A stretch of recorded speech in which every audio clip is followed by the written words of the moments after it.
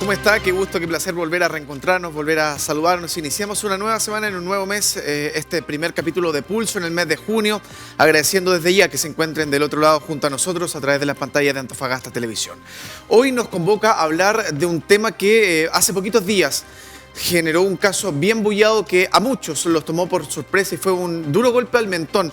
Porque hace mucho tiempo no conocíamos en nuestro país un escándalo de proporciones mayores que no incluyese necesariamente a la esfera política y empresarial de nuestro país, sino más bien a la sociedad civil, al mundo médico y todo un entramado en cuanto a los estamentos y reparticiones públicas. Vamos a estar ahondando en cómo se llegó al caso de licencias médicas fraudulentas en nuestro país, cómo sigue avanzando el devenir de aquel caso y cómo también se proyecta a futuro.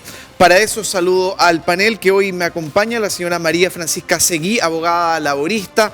También agradecemos la presencia de Nora Biagini, presidenta de ANEF en Antofagasta, y a nuestro panelista semanal, el abogado constitucionalista y también académico, el señor Alfredo Loyola. A contar de ahora, la invitación queda extendida para que ustedes nos acompañen en esta horita de conversación, análisis y debate que denominamos Pulso. Bienvenidos, bienvenidas. Pulso.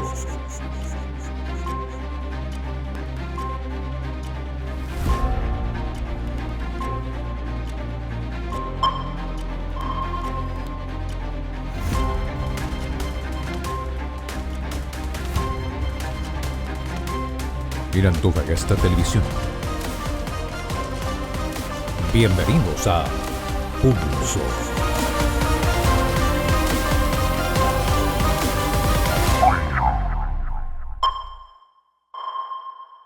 Bien, lo anunciamos al inicio del programa, en la introducción, para generar un poquito más de contexto. Según un último informe acabado, detallado de la Contraloría General de la República, 25.000 funcionarios públicos viajaron al extranjero mientras se encontraban con licencia médica, esto durante el año 2023 y 2024.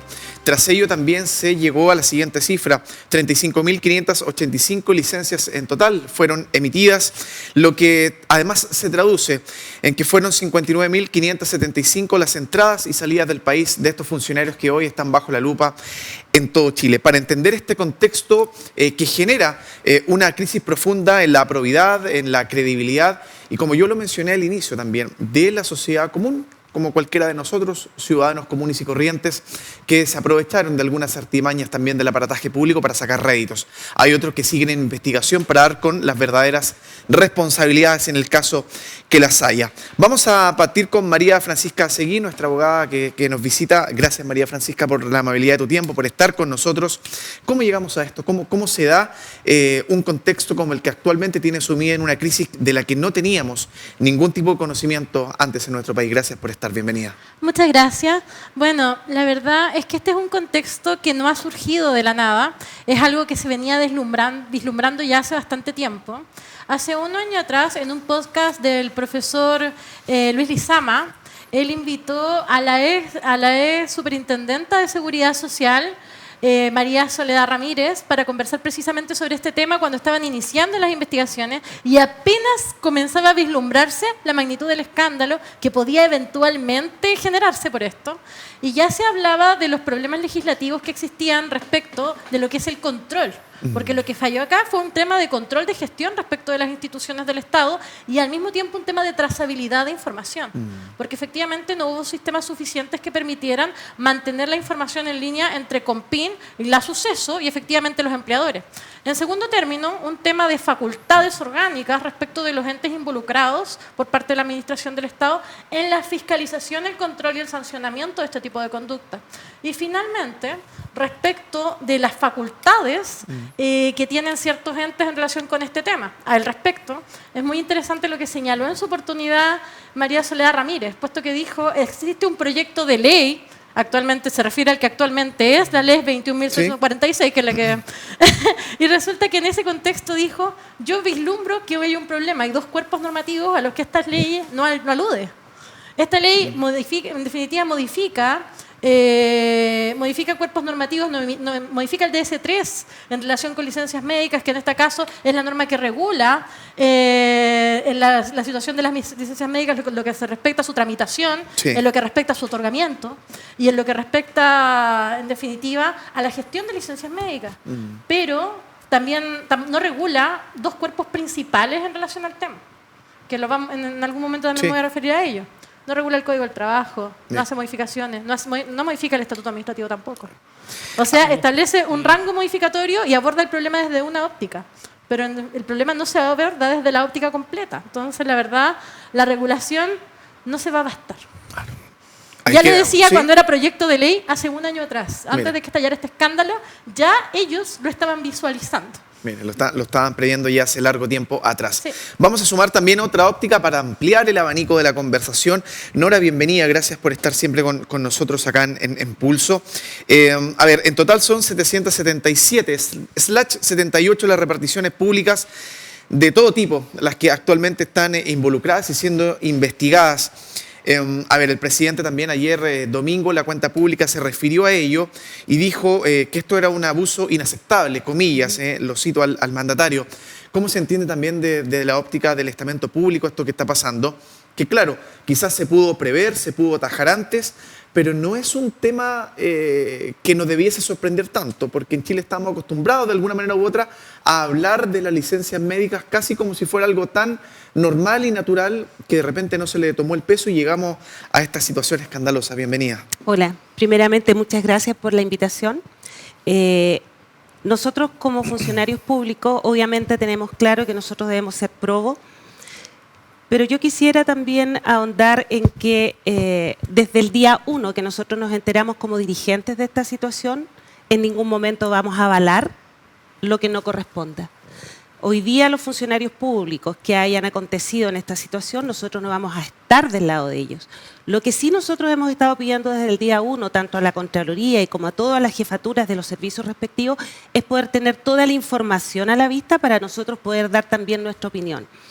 Ustedes mejor que nadie saben, estamos con dos abogados acá, que todas las leyes que rigen el sistema público son burladas al momento que salen.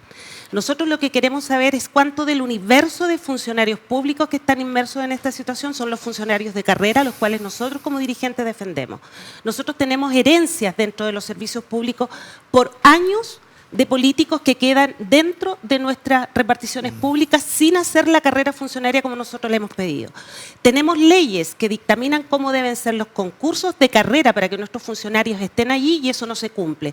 Ley hecha, ley burlada. Entonces, hoy día, al no tener nosotros todo, ustedes han visto un montón de gente que son jefaturas que están dentro de ellos. Sí. Nosotros somos el universo de funcionarios públicos en todo el estamento a nivel de Chile, somos más de 900.000 funcionarios.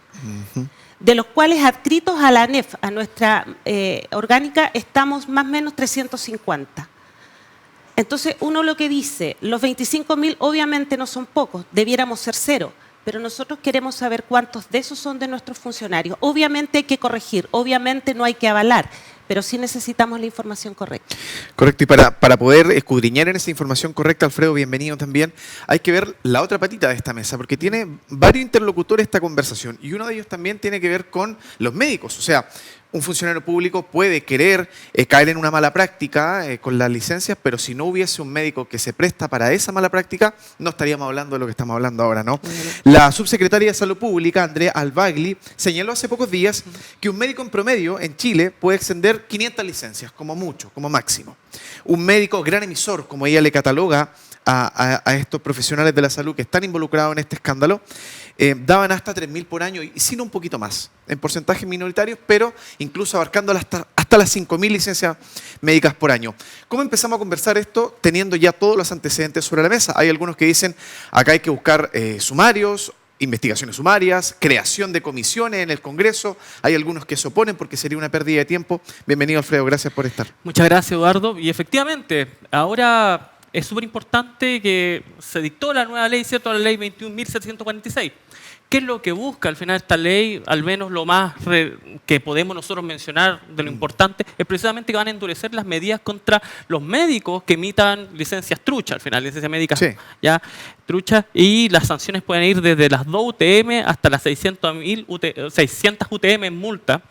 Y podemos nosotros hablar acá también de la suspensión, ¿ya? La suspensión y que se le inhabilite hasta perpetuidad para poder emitir licencias médicas. Eso tal vez es lo importante. Yo concuerdo con lo que dice mi colega de que al final esta ley es una ley en cierta forma hecha un poquito a la rápida, tal vez les faltó pulirla un poquito más y esto implicaba también moverse en otros cuerpos legislativos como el Código del Trabajo y el Estatuto Administrativo. Y es súper importante lo que hizo mención mi colega.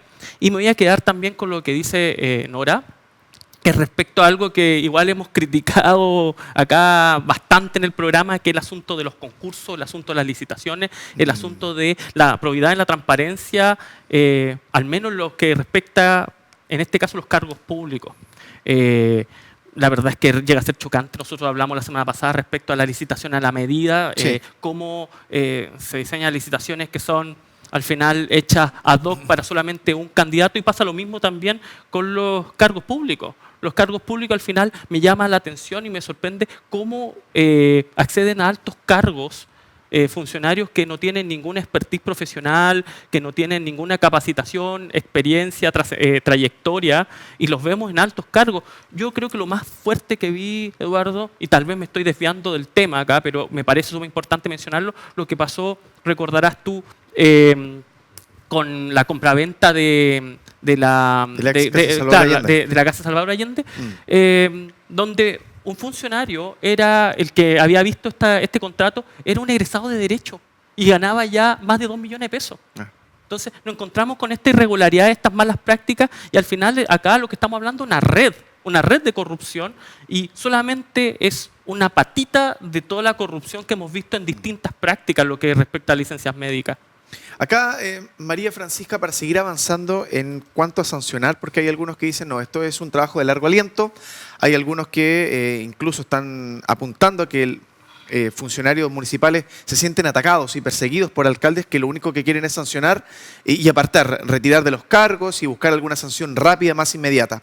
Estamos hablando de sanciones a nivel administrativo, civil y judicial. ¿Ese sería como el panorama más amplio? A ver, más que administrativo, civil y judicial, estamos hablando ahí no de tipos de sanciones, sino de tipos de responsabilidad. Ya. Existe una responsabilidad administrativa asociada, en este caso, al incumplimiento del funcionario por parte de sus funciones respecto de las obligaciones que le impone el estatuto administrativo. Y en relación con ello resulta susceptible de aplicarse una medida disciplinaria por medio, en este caso, de la instrucción de una investigación sumaria o de un sumario administrativo. Y también resulta factible que en este contexto esta sea la destitución, considerando que se trata de una grave falta a la probidad administrativa, que es un principio rector del derecho administrativo.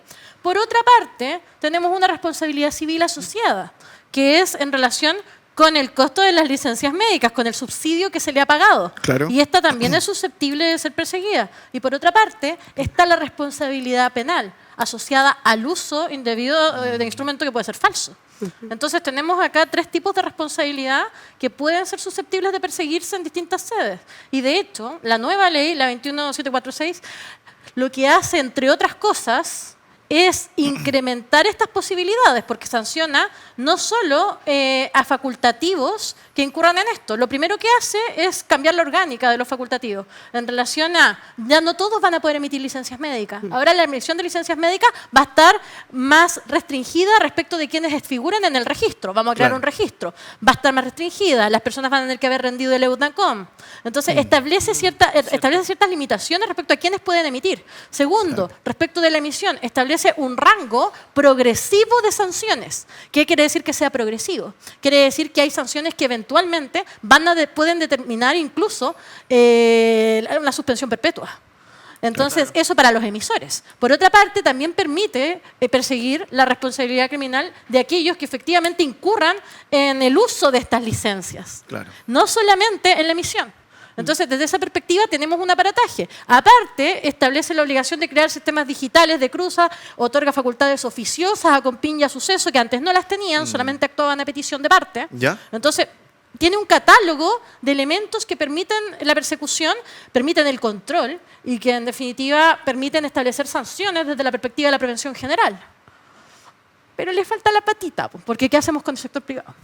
¿Qué hacemos con la norma? ¿Qué pasa con la norma las normas que no fueron modificadas por esta ley? Entonces, que son determinantes. Abogada, tendríamos que entender que esto es un proceso de largo aliento. Para trabajar profundamente en este caso, tendríamos que tomar el tiempo que sea necesario. ¿Por qué se lo pregunto? Porque hasta la semana pasada algunos diputados, senadores decían, de todo sector, ojo que si en verdad nos vamos a poner caso por caso, después hay que sumar los 100.000 supuestos o hipotéticos casos de viajes con licencias fraudulentas al interior de Chile. Entonces nos podría tomar mucho tiempo. ¿El factor tiempo es clave en esto? La verdad es que ¿Se puede hacer efectivamente no me corresponde decir cuánto tiempo van a tomar estas investigaciones. No, pero me refiero escapa a mi área. Pero efectivamente sea puede largo. ser un tema de larga data. Ya, Y la ley perfecto. permite ¿Sí? establecer, pero también hay que considerar que en el caso de las normas penales rigen respecto de los delitos que se hubieran cometido durante la época de su vigencia. Entonces, esto va a permitir una persecución penal en relación con hechos a posteriori. Claro. No va a permitir una persecución penal de hechos anteriores. Entonces, en ese sentido, la ley 21746 permite un rango de persecución penal futura, pero respecto de hechos cometidos con posterioridad a su dictación. posterioridad. Ese es un tema en el que nadie ha hablado. Dice, hoy la ley nos permitirá sancionar.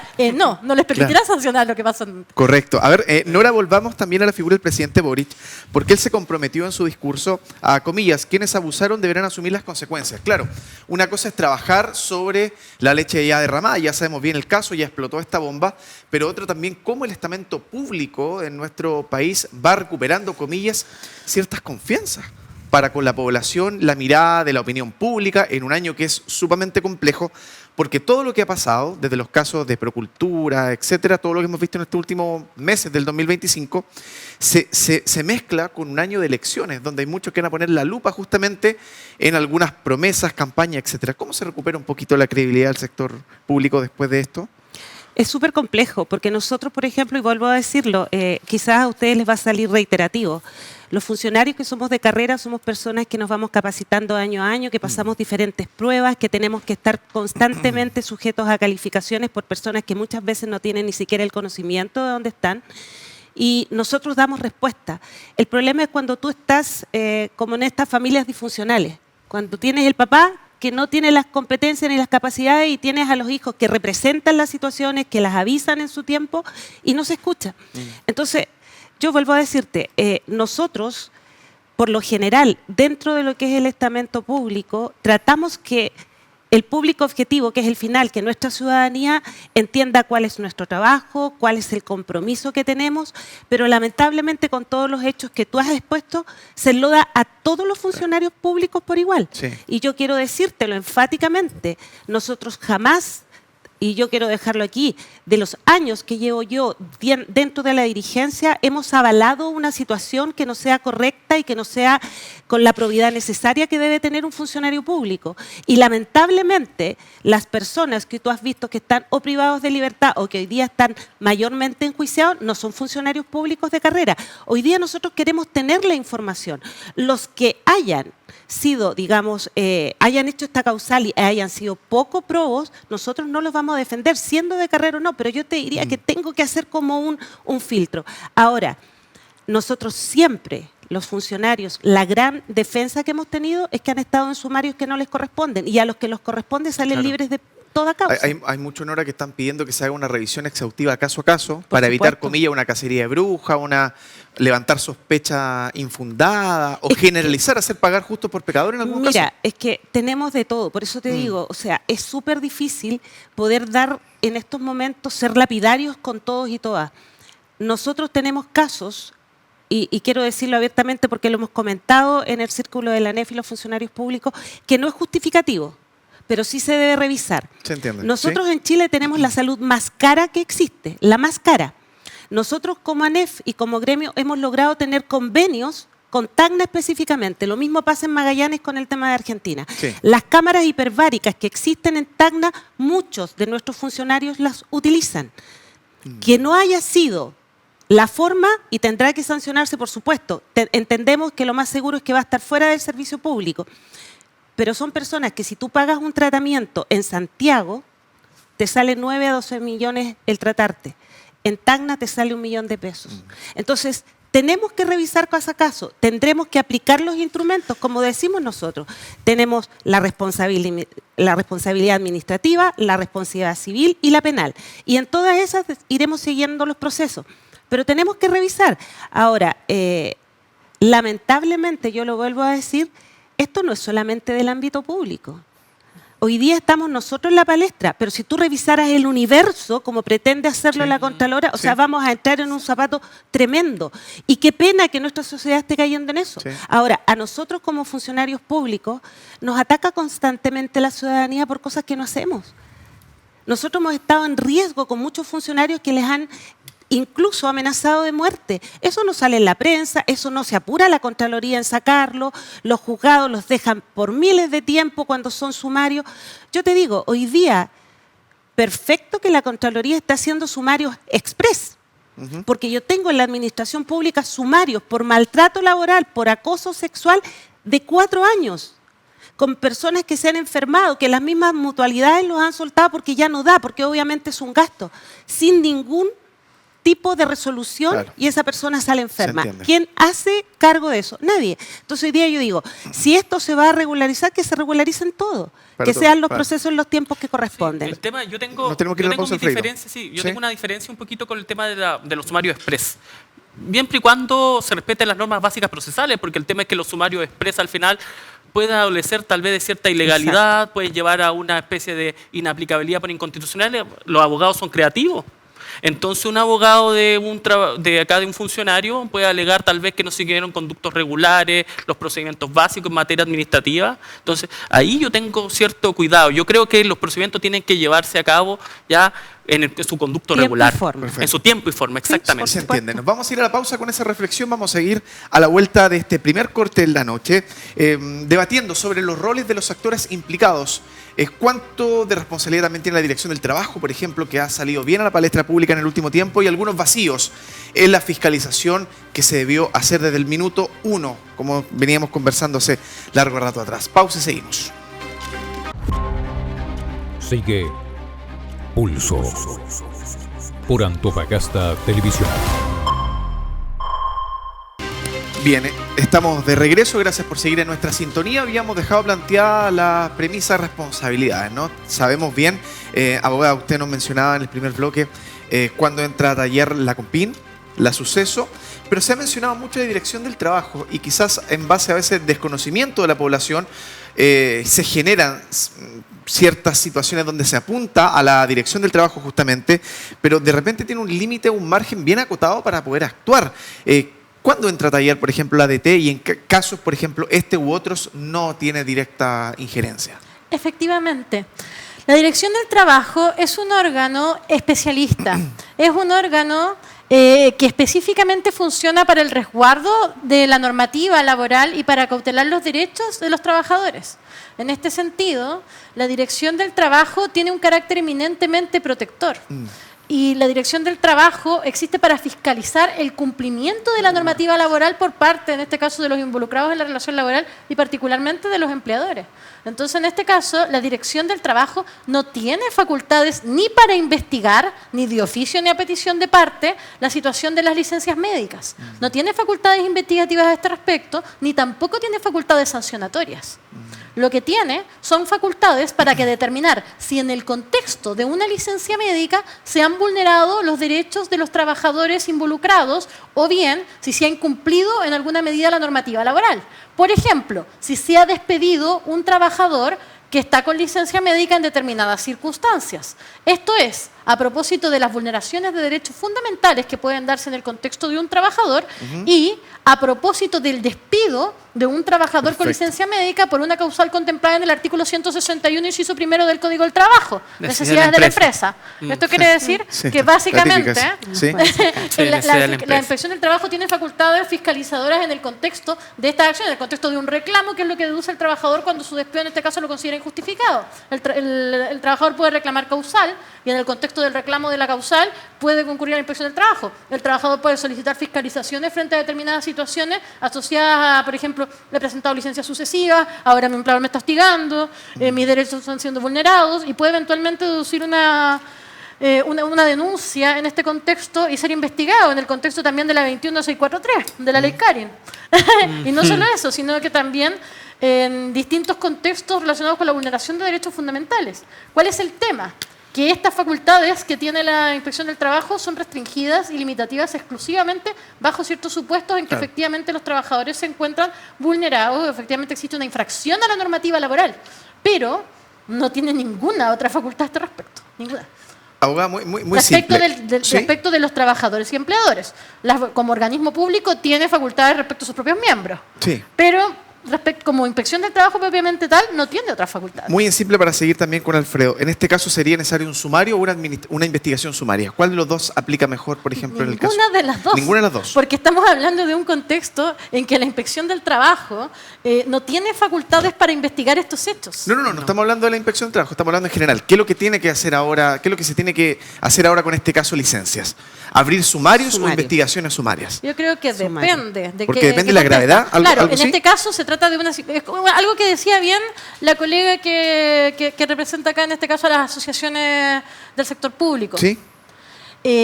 Por la gravedad y entidad, considerando que se trata de una grave falta a la probidad administrativa, sumarios. Ya. Pero tiene que investigarse caso a caso, es un tema casuístico, porque efectivamente acá amerita una investigación exhaustiva y, como decía el colega, hay que resguardar el contexto del debido proceso y la bilateralidad de audiencia respecto de las investigaciones. Correcto.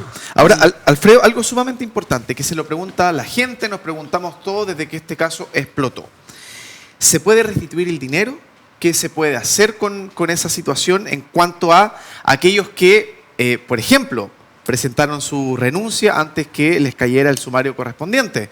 Sabemos que, por ejemplo, de los médicos investigados en el caso de licencias médicas, 41 son extranjeros hasta el momento y todos ya salieron del país, lo cual además en temas monetarios significa una pérdida al Estado de 2.700 millones de pesos hasta el momento. ¿Se puede restituir? ¿Hay algún mecanismo para que ellos devuelvan lo que se perdió con su licencia fraudulenta, hipotéticamente hablando? Sí, o sea, respecto a eso, en primer lugar, efectivamente acá lo que corresponde son los sumarios, ¿cierto? Pero lo que respecta a lo que tú me mencionas, las platas, ¿cierto? El reintegro de las platas, mala vida, ahí esto se va por el tema de la responsabilidad civil y responsabilidad penal. ¿Cuáles son los delitos que se configuran aquí? Si estamos hablando de funcionarios públicos, no estamos hablando de fraude al fisco, estamos ya hablando claramente de malversación de caudales públicos, cuando hablamos de un funcionario. Y también de falsificación de instrumentos. Esos serían los primeros pasos, la responsabilidad penal. Y de ahí nosotros nos vamos a la acción civil y buscamos ya el reintegro de las platas. Eso respecto a primer lugar. Pero lo importante acá va con partir con el conducto público, iniciar los sumarios, investigar, buscar las distintas alternativas antes de llegar a la arista penal. La arista penal es la arista final, al final, en estas materias. No sé, aquí esto puede llevar a asuntos que nos sorprenderían, en lo que respecta a los alcances de los distintos delitos que se pueden configurar en esta materia. No sé si... Sí, queda sumamente claro. Ahora, Nora, aterricemos también el tema un poquito a lo local, porque sabemos bien ya el diagnóstico más general, nacional, pero acá, en cuanto a la región de Antofagasta o puntualmente a nuestra comuna, ¿cuántos casos más o menos se manejan? ¿Hay alguna luz de lo que se puede estar haciendo en las reparticiones públicas para empezar ya a investigar y poner bajo la lupa a los funcionarios que estén en este listado negro, por decirlo de alguna manera? Mira, yo quiero poner hartas cosas en contexto, porque he escuchado harto. Primeramente, nosotros hemos sido súper responsables como confederación.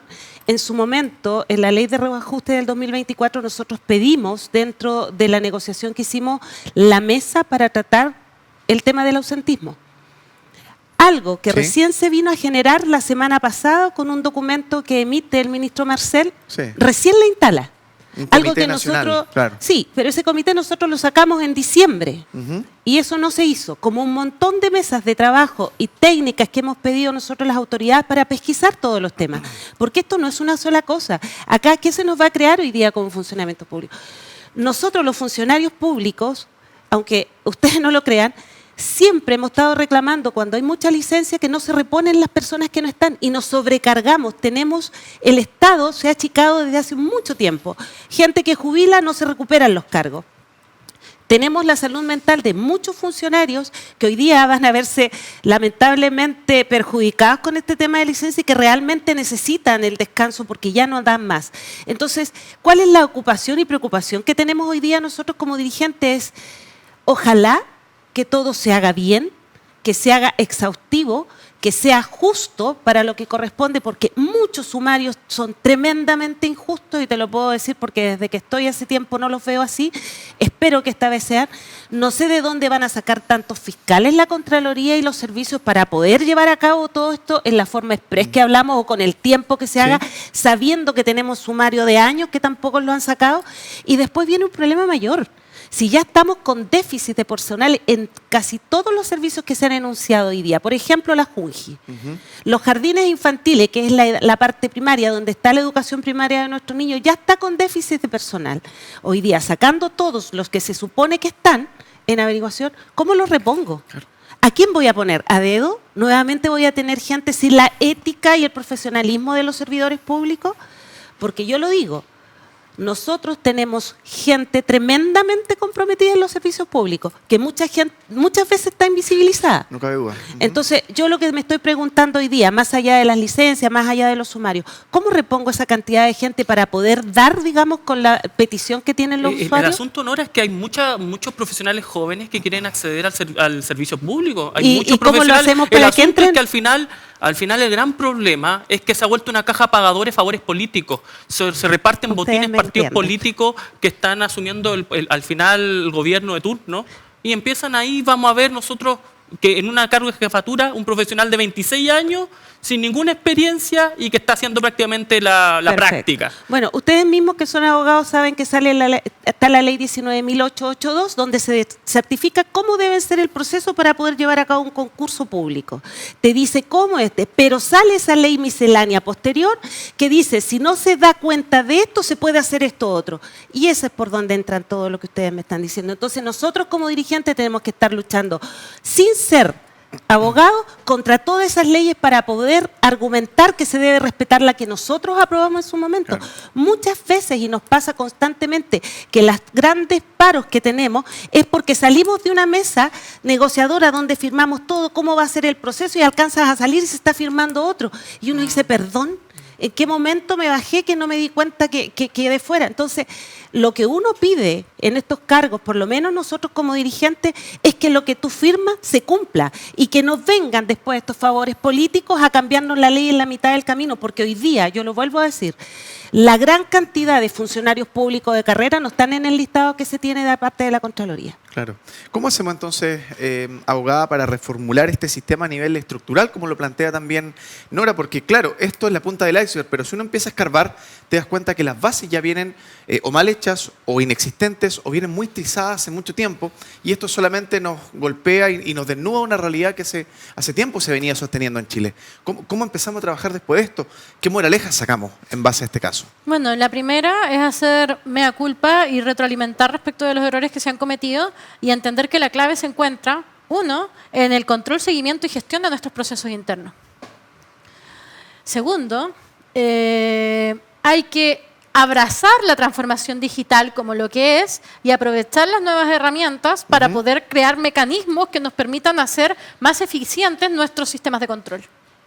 Tercero, necesitamos mayor articulación entre los distintos órganos públicos involucrados. ¿Por qué? Porque efectivamente una de las situaciones que generó esto es la falta de información de los entes fiscalizadores respecto a la salida del país de los funcionarios.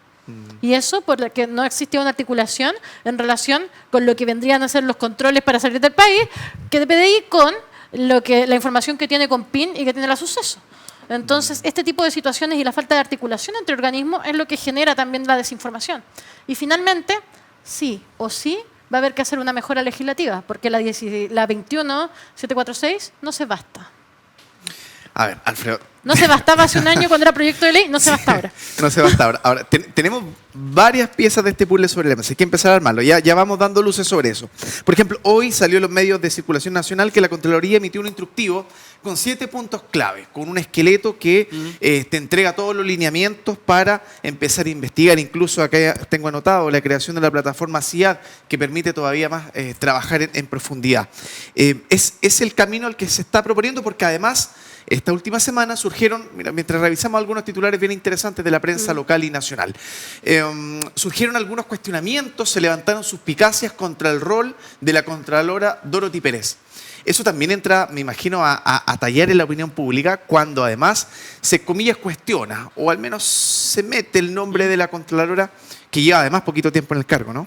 Sí, a mí me llama la atención todo lo que lo que han cuestionado a Dorothy Pérez por sencillamente hacer su trabajo. O sea, estamos hablando de la primera, tal vez, Contralora General de la República que está haciendo el trabajo como debería hacerlo.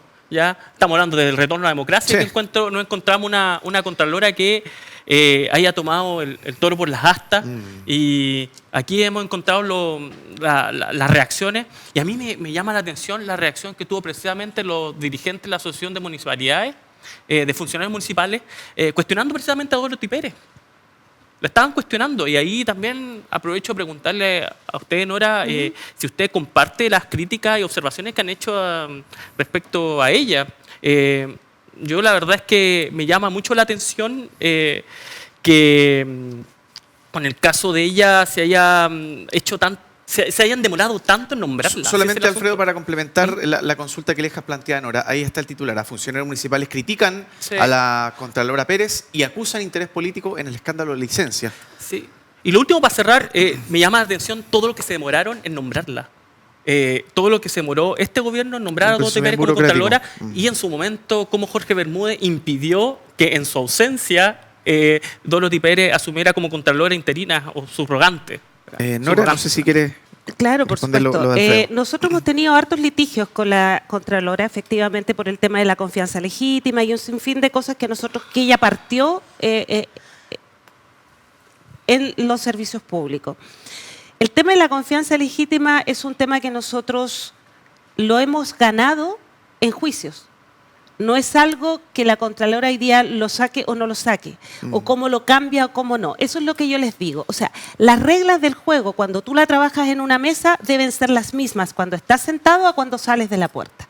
Cuando tú empiezas a cambiarnos a nosotros, que somos los dirigentes, que somos los garantes de los funcionarios públicos de carrera, obviamente te molesta. Entonces, tenemos un montón, acá tengo dos abogados que me podrían decir lo contrario, montón de jurisprudencia con respecto a pagos que se hicieron con los 2 años de confianza legítima a muchísimos funcionarios públicos en el país, y que nosotros como región ganamos muchísimos acá. Y se ganaron con los 2 años. Y cuando llega Dorothy Pérez dice, no, son 5, que es lo mismo que daba al Poder Judicial. Entonces lo que nosotros nos preguntamos, perfecto, si ella está bien, ¿por qué entonces no se le hace un juicio al Estado por haber pagado más los 2 años a muchos funcionarios públicos que indemnizaron más de una vez? Porque los sacaban 1 año, los tenían 1 año y los volvían a sacar. Entonces, ¿se pagó mal? Esa es la pregunta que nosotros le hemos hecho a la Contralora y no hemos tenido respuesta. Hoy día, con el tema de las licencias médicas, uno no dice que esté haciendo mal el trabajo, pero volvemos a decirlo. Este es un pequeño universo del gran universo de licencias. Sí. O sea, si tú me estás diciendo que vas a revisar el sistema público y a los funcionarios públicos, perfecto, está dentro de lo que corresponde, pero esto es mucho más grande. Entonces, nosotros debemos tener la cabalidad de todo lo que está pasando y no enrostrar. Yo quiero ser súper responsable. Si ustedes se enfocan todo esto de las licencias solo en los funcionarios públicos, estamos exponiendo a nuestros funcionarios. Ya han atacado a funcionarios públicos, personas y usuarios que es más o menos tú. Y ese funcionario no es el culpable, es el que está afuera. Entonces, cuidado, porque si yo no tengo funcionarios públicos que estén resguardados por el Estado, va a pasar lo que les comentaba recién tras de cámara. Yo estuve 7 horas prácticamente secuestrada en un servicio público por usuarios. Eso no salió en ningún lado. Y estuvimos con riesgo de muerte. Tengo funcionarios públicos que hoy día están amenazados de muerte por esa situación. Es un problema latente, lo estuvimos con psicólogos. Yo en mi vida había enfrentado una situación así y no salió más que así en la prensa, pero no vi a la Contraloría velando por nosotros, no vi al Estado siendo garante de los funcionarios públicos. Tuvimos que ir a buscar nosotros a los ministros para que vinieran a hacerse aquí presente para que no nos atacaran a nosotros, que no teníamos nada que ver con platas que iban y venían y que se habían perdido en el trayecto de una cuadra a otra. Perdónenme, los funcionarios públicos ejercemos la labor pública, pero no somos los que determinamos las políticas públicas. Entonces, hay que separar. Y por favor les digo responsablemente a todos, tanto autoridades y no autoridades, funcionarios y no funcionarias.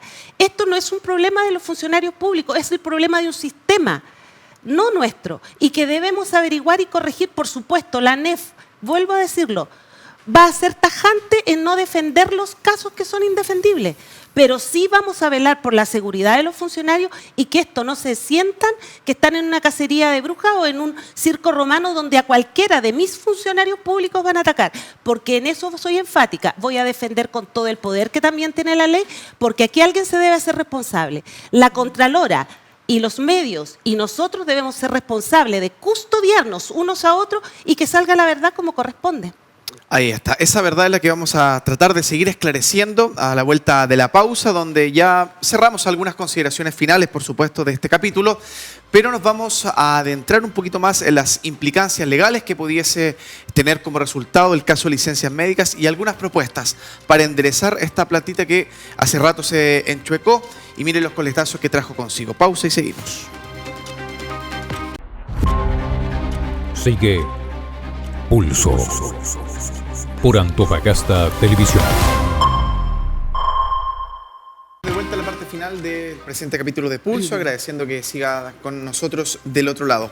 Vamos a entrar a hablar dentro del universo de las licencias y todas las consideraciones de una acepción que también ha salido a la palestra pública en las últimas semanas, que son las licencias postdatadas. Abogada, coméntenos en breve, ¿no? Lo más sucinto posible. ¿En qué consiste este concepto y básicamente cómo se relaciona con el caso de fondo que estamos abordando? Bueno, lo que ocurre es que ha estado muy puesto el foco respecto de los funcionarios públicos que han hecho uso de licencias médicas indebidas, en este caso, o de licencias fraudulentas, así como asimismo en las modificaciones legales que existen para paliar este tipo de situaciones, pero poco se ha hablado respecto de las licencias médicas en el mundo privado y las implicancias que tiene desde el punto de vista jurídico laboral la situación de las licencias médicas. Porque efectivamente, las licencias médicas tienen una implicancia jurídico-laboral y lo conversábamos hace poco. Un trabajador no puede ser despedido estando con licencia médica por la causal de necesidades de la empresa contemplada en el artículo 161, inciso primero del Código del Trabajo. Como asimismo, cuando a un trabajador se le despide, una vez que ha tenido licencias médicas sucesivas, al reintegrarse, se plantea muchas veces si es que existe respecto de este trabajador una vulneración en sus derechos fundamentales, incluso una discriminación respecto de algún tipo de enfermedad o alguna represalia por parte del empleador en alguna circunstancia. A raíz de esto muchas veces da lugar a acciones por despidos injustificados y tutelas por vulneración de derechos fundamentales. Laboral. ¿Cuál es el tema? Que en este contexto, la regla general es que los tribunales nacionales y particularmente los tribunales superiores de justicia es prácticamente unánime, que los tribunales tienden a declarar injustificados estos despidos, aunque la licencia se emita con posterioridad a la inasistencia del trabajador y el empleador no lo sepa. Este es un tema gravísimo. Sí. Y resulta Y que sumamente grave, este criterio no es un criterio nuevo, es un criterio que lleva por lo menos una década, más de una década, siendo criterio prácticamente unánime en los tribunales laborales. Es correcto que efectivamente las relaciones laborales, los tribunales laborales, la normativa laboral regula relaciones de subordinación entre partes que no son iguales, correcto, en las que existe efectivamente una diferencia de poder, y a raíz de eso impera en el derecho de trabajo el principio indubio pro operario, o más modernamente llamado principio protector del trabajador. En este sentido es el principio rector del derecho del trabajo. María Francisca, una pregunta chiquitita precisamente de eso. ¿La sala laboral ya de la Corte Suprema ya lo tiene prácticamente zanjado, decidido ya así? Está prácticamente zanjado a razón de la jurisprudencia nacional en general. O no sea, la solo de jurisprudencia Corte es uniforme ya. prácticamente. Y en este sentido, la verdad es que a mí lo que me llama la atención es que hace una década atrás los mismos tribunales reconocían que el empleador no necesariamente sabía que el trabajador, en este caso, estaba haciendo uso de licencia médica.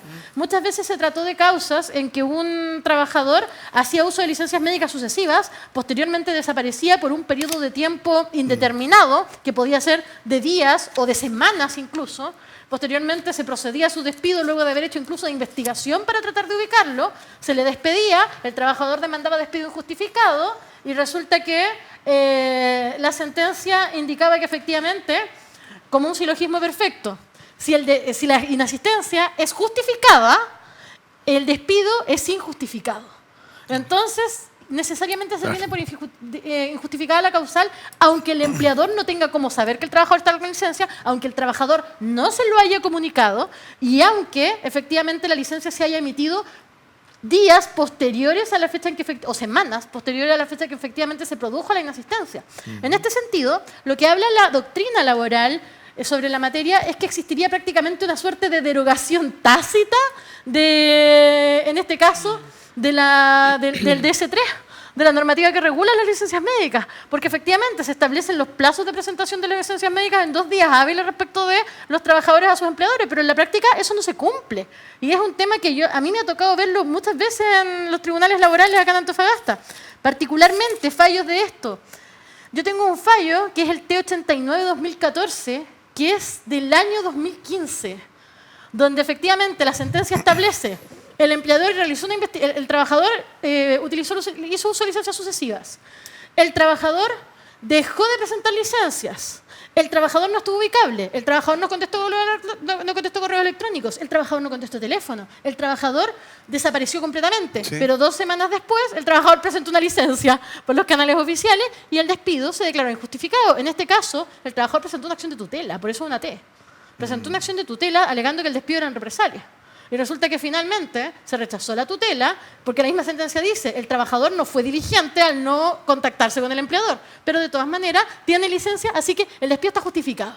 Claro. Y dice llanamente, mágicamente, y resulta que una década después se dicta en la O540-2024 del Juzgado del Trabajo de San Miguel una sentencia que actualmente se encuentra en corte y por razones que desconozco se encuentra reservada, así que no pude acceder a lo que está pasando en corte, pero todavía más... O sea, 10 años después, para ubicarnos en el tiempo. Más de 10 años, claro, de una década después.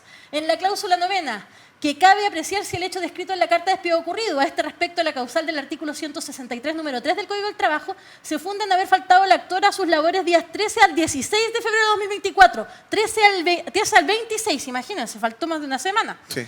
Sin concurrir justificación, que el actor reconoce su ausencia, hecho corroborado por las constancias ante la inspección del trabajo. Imagínense, la empresa dejó constancia, pero la justifica porque a contar de una licencia médica del 28 de febrero de 2024 se le concedió reposo retroactivo desde el 12 de febrero al 3 de marzo de 2024, que de oficio del COMPIN cuenta que efectivamente el actor estuvo sujeta a licencia médica durante dicho periodo, o sea, una licencia que se otorgó 28, incluso posterior al despido. Correcto. El despido fue el 26, o sea, posterior al despido, que así las cosas se declarará injustificado el despido ya que el trabajador tenía justificativo médico para su ausencia durante esos días, aun cuando este no estuviese en conocimiento del empleador, que la excelentísima Corte Suprema así lo ha zanjado. Respondiendo a tu pregunta, ¿por qué? Porque es prácticamente unánime, jurisprudencia de una década que dice lo mismo, sí, y el empleador queda totalmente desamparado frente a esta situación. Y resulta que es más, esto no es el único criterio. Traje también una T 1790 del 2023 que establece un criterio igual de peligroso y se podría decir que aún peor. Muy breve, María Francisca, para seguir avanzando también con los puntos de la pauta. Muy breve, si lo podemos resumir también. Claro, porque efectivamente acá se está planteando el hecho de que una trabajadora salió del país estando con licencia médica y después el empleador se enteró y despidió a este trabajador por salir del país estando con licencia médica. Porque efectivamente en el proceso de fiscalización de COMPIN se detectó que el trabajador había salido del país y que estaba haciendo un mal uso de licencias médicas por no hacer el reposo correspondiente. Correcto. La empresa lo despidió por la causal del 160 número 1 letra A. Conductas indebidas de carácter grave debidamente comprobadas, falta de probidad del Código del Trabajo. Y resulta que, ¿qué dijo la norma? Durante el tiempo que dura la licencia médica se entiende suspendida la relación laboral. Ergo, el trabajador no se le puede despedir por falta de probidad en ese Claro, periodo. claro. Entonces, absurdo, porque supuestamente se puede despedir por causales imputables durante una licencia médica. Sí. Lo que no se puede es despedir por la causal de necesidades de la empresa, pero sí por causales está la- imputables, sí por término de plazo. Entonces resulta que ahora se deroga también tácitamente esta norma, tampoco se puede usar el 160 número 1 Claro. letra A. Claro. Entonces es terrible y es una realidad jurisprudencial que está sentada. En nuestro país. Alfredo, ¿tú querías sumar algo solamente para, No, para sí, seguir más que avanzando nada, con Nora? yo estoy de acuerdo con lo que dice María Francisca. Sí. El asunto va a lo siguiente, que A ver. si bien la legislación laboral es pro trabajador, los juzgados del trabajo, la legislación en materia laboral protege al trabajador, y está bien que sea así, el problema es cuando esto se ha llevado al exceso y no existe un contrapeso. Los frenos, los contrapesos deben existir en todo sistema jurídico, en toda normativa, en toda materia del derecho, tiene que existir un contrapeso. Y aquí tiene que ver el asunto de cómo frenar los límites, ¿ya? O sea, cómo frenar los excesos que respecta a la materia de licencias médicas. Entonces, ¿cuál es el asunto? Que ahora lo que corresponde en la legislación y las reformas que se tienen que hacer es modificar para endurecer las medidas, no solamente en un aspecto, y acá voy a volver a lo que mencionaste, María Francisca, en un comienzo. El problema es generalizado, no solamente en el ámbito público. Los abusos de emisión de licencias médicas o como médicos han emitido licencias médicas fraudulentamente ha existido tanto en el mundo público como privado. Sí. Compañeros de trabajo, en asuntos en distintas índoles, no hemos visto en que emiten licencias médicas, después lo encontramos, no sé, en redes sociales en Cancún, ¿cierto? Claro. En Cancún. Entonces, frente a eso, es importante poner acá el contrapeso necesario. Acá quiero recordar lo que dijo un invitado que tuvimos nosotros, pero en otro contexto, que fue el abogado Schultz, ¿cierto? Pablo Schultz, que dijo que para efectos de negociaciones comerciales, la legislación laboral chilena es asfixiante. Aquí le quería preguntar a mi colega si está de acuerdo con lo que dice nuestro colega. La ¿Ya? verdad ¿Es asfixiante la legislación laboral chilena para el empleador? Cuando yo comencé a litigar laboral empresa hace ya casi una década y media, me dijeron que siempre iba a jugar con las negras. Y algo que los colegas siempre decían en la plaza era, cuando pisas el tribunal siendo un empleador, empiezas el juicio con 95% de posibilidades en contra. Y la verdad es que sí es así. la Porque práctica, muchas sí. veces se abusa de la normativa proteccionista en pos del trabajador. De hecho, tuve una causa que no tiene nada que ver con licencias médicas, donde efectivamente había una colusión de trabajadores en Calama para que básicamente fingían despidos y después mandaban despido verbal. Y una sentencia, la que resolvía el tema, porque todas las sentencias se perdían, y cuando yo empecé a trabajar me tocó hacerme caso de esto. Y resulta que el fallo decía, no es común que dos trabajadores los despidan el mismo día juntos de la misma forma, así que se asume que al ser dos se hace una presunción. Y establecía una presunción de que era verdad lo que decían los trabajadores porque eran dos. Eso duró hasta que un día a dos dirigentes en este mismo contexto se les ocurrió falsificar una carta de despido. Los pillamos, nos querellamos y en ese momento se acabó el asunto. Claro. Pero tuvimos 3 o 4 juicios iguales antes de eso. Claro. Entonces la verdad es que es un tema donde existe efectivamente una simetría en el poder y esa simetría amerita una protección para los trabajadores. Los trabajadores se han esforzado y han luchado por conseguir derechos. No somos ajenos a eso. Pero también existe un abuso y un militarismo muchas veces, no todos los jueces, por supuesto, pero de algunos, respecto de la aplicación normativa y muchas veces se abusa de la aplicación especialmente de los principios laborales. Claro.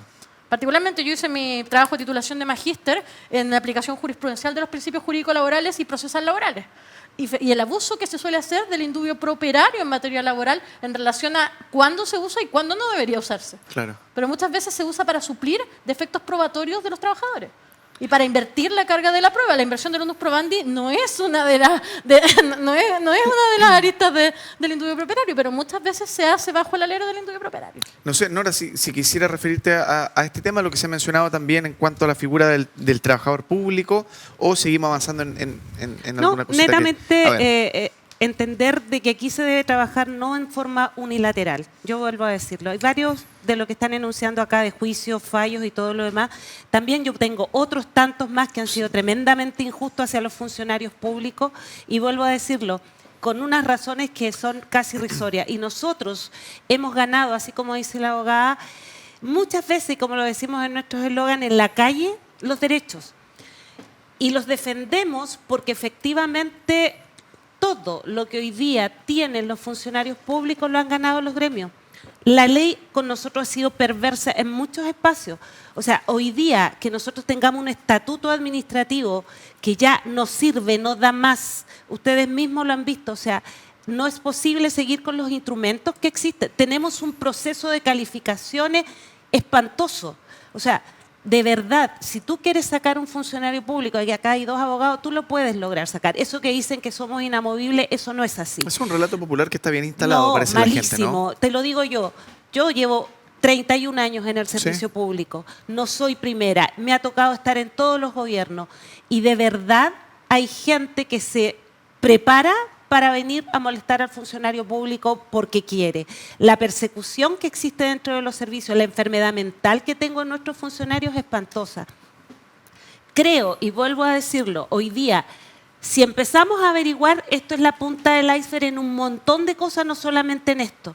Hoy día, tanto los tribunales, tanto la Contraloría, los gremios y todos debemos trabajar en mesas en común para lograr transparentar procesos que muchas veces, mucha gente, me imagino en lo privado debe pasar lo mismo, lo trata de evidenciar y te echan o te persiguen, porque obviamente va a salir lo de una parte, pero lo de los más grandes no sale. Y cuando llega a salir es porque una parte de la torta no les tocó. Entonces, yo vuelvo a decirlo.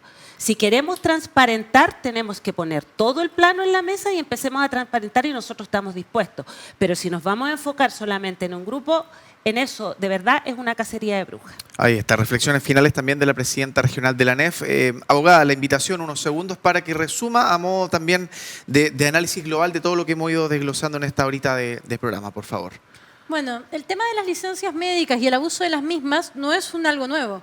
Recordemos que en el año 2012, acá en Antofagasta, se destituyó al defensor penal público regional por uso indebido de licencias médicas, porque viajó fuera del país precisamente. Estamos hablando de una década y media antes de que estallara este escándalo. Sí, claro. Hace un año, como ya lo decía, Luis Lizama y María Soledad Ramírez lo vieron venir.